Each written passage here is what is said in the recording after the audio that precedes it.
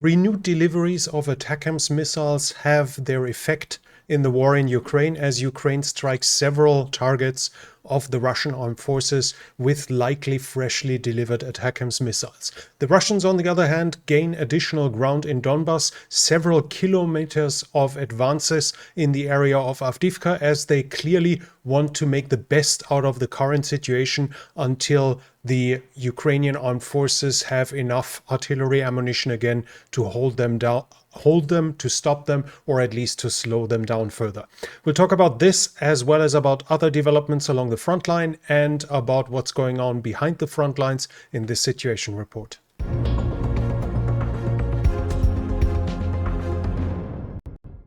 Hello and welcome. Russian GPS jamming is having more and more of an effect in the Baltics.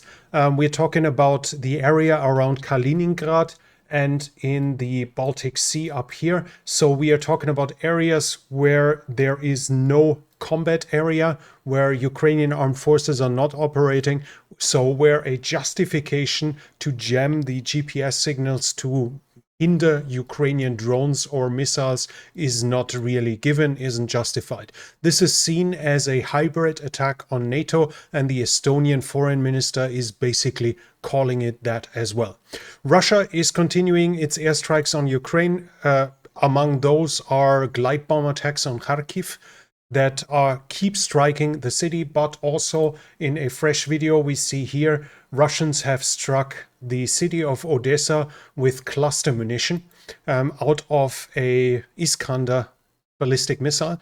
Now, in the past, I tried to give the benefit of the doubt when a civilian building is being hit by a cruise missile. It doesn't make there is no military sense in doing this. If you only build 100 missiles a month, striking civilian targets doesn't make any sense, like apartment blocks, unless you expect somebody special to be in there, because you cannot exert enough terror to force the Ukrainians to capitulate, and there should be better targets for this.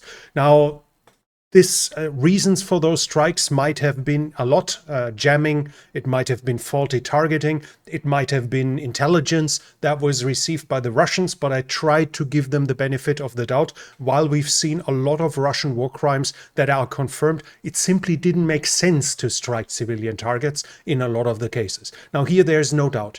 There is no military justification to strike Odessa with cluster munition. This is pure terror. There is no excusing it. There is no leeway to find a legitimate reason for that, to use cluster munition on a city. If they had identified a high-value military target, then striking it with a high explosive warhead would have made a lot more sense. Cluster munition against a city is pure terrorism, nothing else.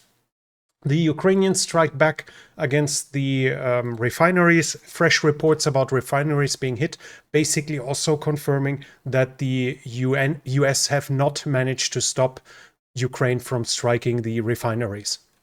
Let's switch to the developments along the front line. The Ukrainians are reporting increased activity along the border with Russia, and Ukrainian analysts expect increased activity starting with the second half of the month of May, mostly in Sumy and Kharkiv. But as of now, it's clear the Russians do not have enough forces for a full invasion into Kharkiv or Sumy. So while that has been expected and while that has been speculated about for quite a while, right now there is no troop concentration that would be sufficient for this. That doesn't mean the Russians might not cross the border in cross-border raids or even try to occupy a border town simply to fix Ukrainian troops in the position. Obviously, with them having the freedom of doing full-scale invasions wherever they want, while the Ukrainians can't do that out of political pressure, this allows them to move their troops far more freely and thus have a disproportionate effect on the Ukrainian forces that are being fixed in position.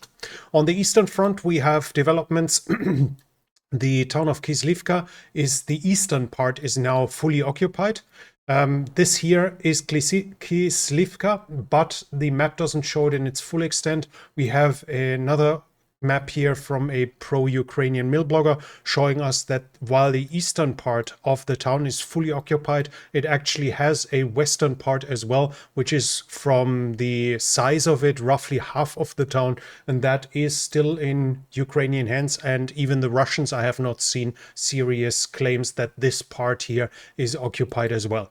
The Ukrainians managed a small counterattack that was successful here at Yampulivka. They actually advanced along that tree line here. We have a geolocalization about this as well, showing that the Ukrainians managed to gain some positions in that windbreaker tree line here. South of the Siversky Donetsk, the fighting is obviously continuing. The Russians keep pushing towards Siversk from basically that crescent of the front here. No advances on their side though, but we do have a visual proof that the Russians have managed to advance forward here in Chasiv Yar along the Siversky Donetsk canal.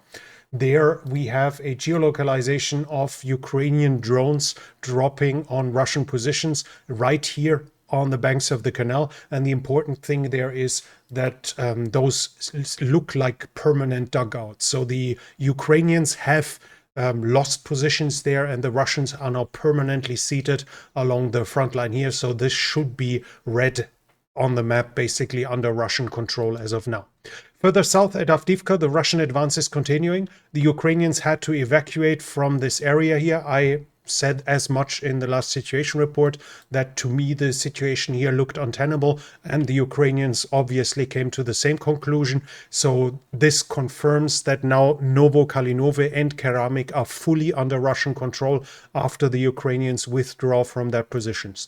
The Russians, on the other hand, kept advancing. In the last situation report, they roughly had this under their control. Among that, the so-called Hill 245, which is overlooking the area here. They managed to advance a full 2 kilometers or even over 2 kilometers along the railroad line here and advanced further in this area here. Roughly all of this is now under Russian control as well. This is getting them closer to Novoaleksandrivka, which is getting problematic because this road is the main line of communication between Pokrovsk and Konstantinivka, basically parallel to the front line, allowing the Ukrainians to redeploy forces, to send resupplies. This is a mere 10 kilometers away from the Russian front right now, which means that theoretically it's slowly getting into FPV drone, even into cheaper FPV drone range, and thus the resupply over that route is still possible,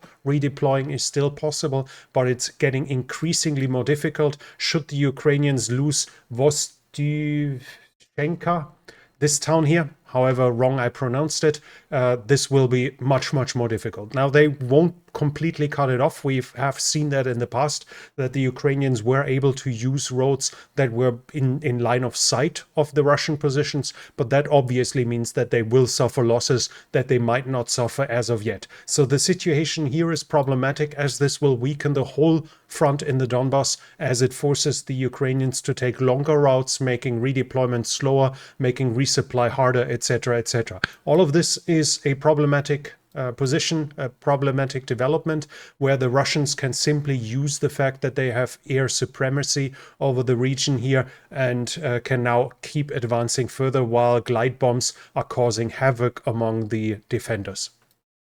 Further south, we have no fresh developments. Now in Krasnohorivka, we have actually, I'm sorry, I somehow made a mistake. We actually do have a development. In Krasnohorivka, we have the Russians advancing further here, and the interesting part is the video shows the Russian tanks reaching this point. Now on the map, this is here. Let me see again. This is at the end of the factory, so they've reached until here, which means the Russians can now operate in this area, showing that the contested area should be to the furthermost west of the factory here, meaning that half of Krasnohorivka is now under Russian influence. The situation there is getting worse by the day as well. Further south, no change in the positions around Georgivka or Novomikhailivka.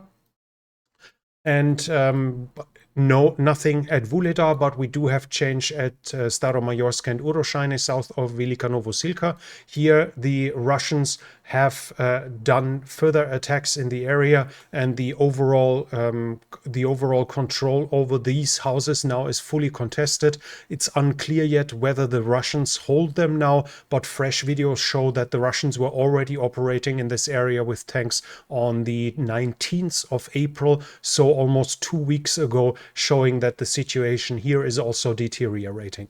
Further west, we have in development in Orikhiv, and it shows the trend along the whole front line and along the situation along this area as well. Now, while this map still indicates that the majority of Robotyne is under Ukrainian control, this is by now a clearly wrong. A fresh video of the Russians shows them advancing along this here and planting a flag at the northwest of one of the two main roads that are going north to south. So at this point, we can say that the Russian positions, the Russian presence is up to here. Lately, we only had them here, which would indicate that this area is at the very least contested, if not under Russian control. Interesting too is that the video actually showed the attack. It showed tanks there, it showed planes, but it also shows a helicopter, and that's the interesting part here, because we see two white stripes. This is a Mi-24, a Mi-24, the combat helicopter that both sides have, but this actually seems to indicate that the Ukrainians have flown air attacks at Robotyne as well, not just the Russians, but the Russians were there with their Sukhoi 25, which we can see here, and once again we see them flying in several hundred meters altitude, indicating that there's no more Ukrainian SHORAD to speak of, even though the Ukrainians also operate there with their combat helicopters, and at least unless I have completely misidentified that here, but to my knowledge this is unique to the Ukrainians, the two white stripes at the rear of the helicopter. On the Dnipro bridgehead, fighting is continuing, and the Ukrainians are reporting that the Russians try to recapture the island of Nestriha here, but the Ukrainians say that they managed to repulse the Russian attacks. From the Crimean Peninsula, we have claims by the Ukrainian Southern Command. They say the Russians do not ship fuel anymore over the Crimean bridge, an indication that they expect an attack on the bridge fairly soon. And we've seen in the first attack how the coincidence that there was a train filled with gasoline or with anything like this, diesel, gasoline, whatever it was exactly, meant that a fire started, which damaged the bridge and damaged the railroad in this area through the heat. This, according to the Ukrainians, the Russians want to prevent by banning any fuel transport over the bridge anymore. And that they have to be afraid of an attack shows the ATACMS attacks that are happening right now. Russian mill bloggers were saying that the Crimean Peninsula has been attacked with 12 to 15 ATACMS in the last 24 hours. They claim a couple of them shot down, and we have the Russian occupier, head of the occupation government here, saying that this is part of the cluster munition of the ATACMS that were shot down.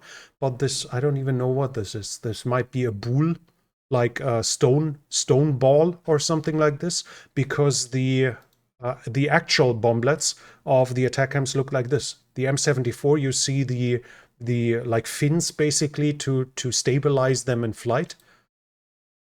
I don't know what this is, but unless the Ukrainians shoot cluster munitions with cannonballs, with stone cannonballs, I have no idea what this is supposed to mean. It doesn't seem to be regular cluster munition at the very least, so it might be that it's not even true that they shot some down. As of now, we can't really say.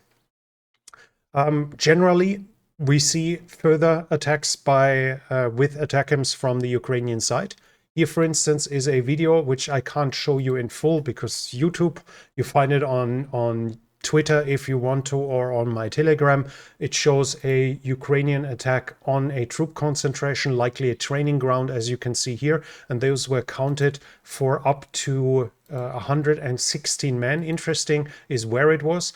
It was geolocated here, and you see that Kupiansk is here.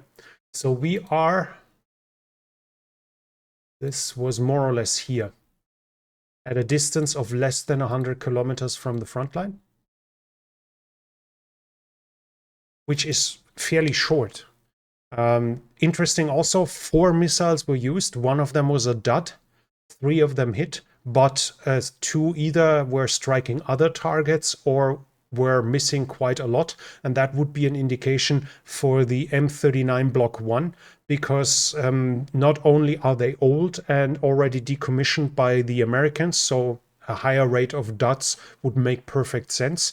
They only have internal navigation, which is obviously less reliable than satellite plus internal navigation here. Their range is only 165, which makes it perfectly within range, but it would also allow us to draw some conclusions that either we could expect the Ukrainians having so many of them now that they can afford just striking 100 men with it, with 4 missiles, like 1 missile per 30, less than 30 personnel, which seems excessive in the use. So either they have really a lot of them, or we are at a point where all the other potential targets are no longer available to them if the Russians have evacuated all the airports in range of those M39 Block 1, which only have 165 kilometers of range. And as the US still don't allow Ukraine to use the ATACMS on Russian soil, what can they even strike then? So I guess this could be one of the 2 options. Obviously, the second option is far more likely, especially after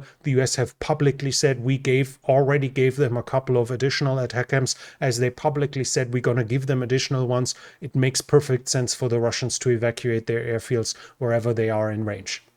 Still though, the calculation was that 116 personnel were counted here, and the Ukrainians say that over 100 casualties were caused. It's not perfectly clear, as the initial dot, that was the first missile, could have theoretically allowed them to disperse, could have theoretically allowed them to take some cover, but the total number of casualties are at least not clear as of now, so not much what we can say. Then in the last situation report, I talked about fortification work, and I found a map. Now, I cannot confirm how accurate that is. I have no idea how. That's from Warmapper on Twitter. I have no idea how he finds those fortifications and whether they are probably not. But according to this, we see that there is, at least in individual positions, still a lot of individual positions behind the current front line. This is also like 2 days old, so the front line has moved a little further to the west. But we see that according to this, even here, we already would have the first fortification works. So far more optimistic. We can be somewhat more optimistic than we would have been in the past, as Ukraine apparently, at least if this map is true, apparently does invest in additional fortifications.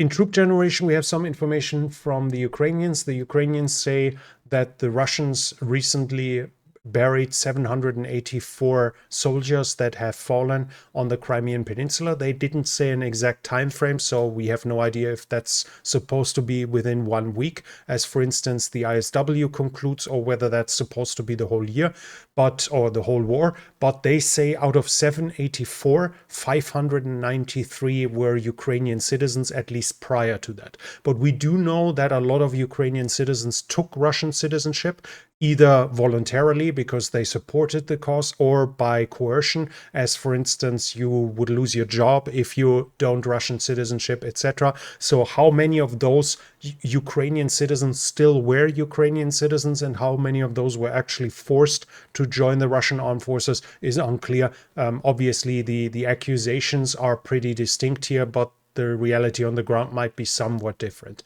But that not everything is great on the Russian side, even though the news recently are very good for the Russians. The reality is it's not that great overall. It's not that perfect overall. Otherwise, Shoigu wouldn't have to call for an increased production to fill the needs of the armed forces. And don't forget, we are still talking about Russians using a lot of their production, in quotation mark, that they are sending to the front line is coming out of depots, and they will run dry between 1 to 5 years, depending on which calculation you take, which weapon system you take, etc.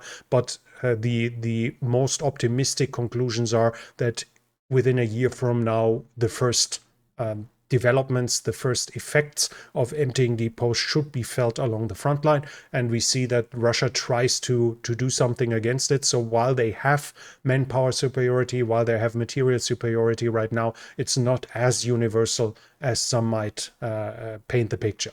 And at the same time, theoretically good news from Ukraine.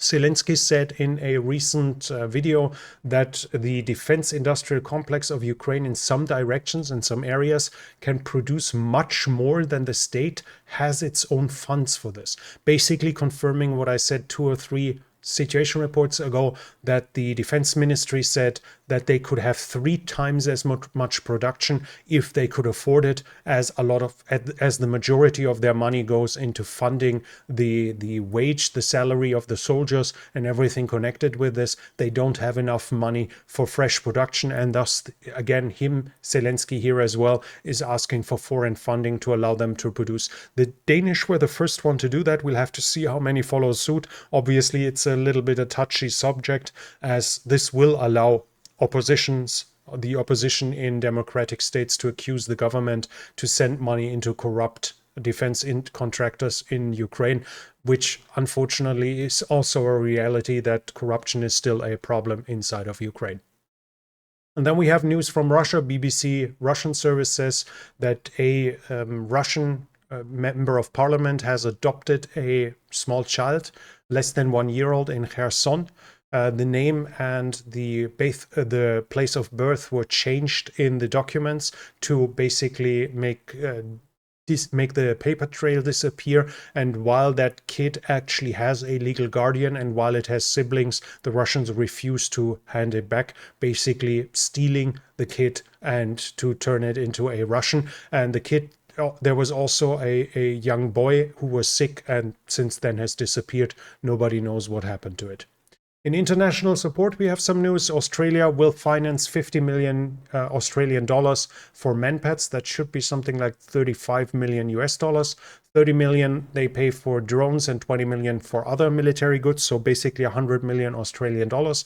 Canada is financing 3 million Canadian dollars for Ukrainian drone production and 13 million for Czech munitions. I think that should be 3 million for the Ukrainian defense industry. That would explain the small number, so that they basically want to try out how effective it is. Spain is said they are going to send 155 millimeter, that's artillery, and 120 millimeter ammunition, that's for the Leopard 2. They are sending infantry weaponry, logistics vehicles, armored vehicles. According to the description, I would guess we are talking about M113s. They are also sending anti-tank weaponry and artillery systems. Now we're talking about new artillery pieces that are apparently are going to come from Spain. Denmark is increasing its aid to Ukraine by 600 million euros, or what's that, 630 million US dollars if we convert it. And the Czech ammunition initiative is going to be able to deliver to Ukraine finally at the end of May or early June, at least if we believe EU representatives saying that. Belgium is saying that the first F-16s from Belgium will come at the end of the year. They will do their best to make sure that they are coming before the end of the year, also putting everything into some time frame. And Belgium is giving 200 million euros for the German defense initiative that should be for air defense, and they are going to hand over air defense missiles as well. So some aid is coming. The ATACMS are showing their effect, but the situation along the front line is still not just difficult, but very difficult as of now, as the Russians clearly have the initiative and use the fact that Ukraine has not mobilized to the degree they should have had half a year ago. Anyways, we'll still observe this situation, and if you appreciate the video, if you like the video, please give it a thumbs up. It really helps with the algorithm. Leave a comment what do you think about the current initial aid, the current aid that is going towards Ukraine, and how would you explain Ukraine using 4 ATACMS against just 100 soldiers, even without a lot of heavy equipment on their side. And if you're new here, I would like to invite you to subscribe to the channel and hit the bell icon so you don't miss future videos. This channel is only possible because of the support of viewers like you. If you like to support the channel, you can do so by the means in the description. Thank you very much to everyone already supporting this channel, and that's it from me for now. Thank you for watching, and I'll be back.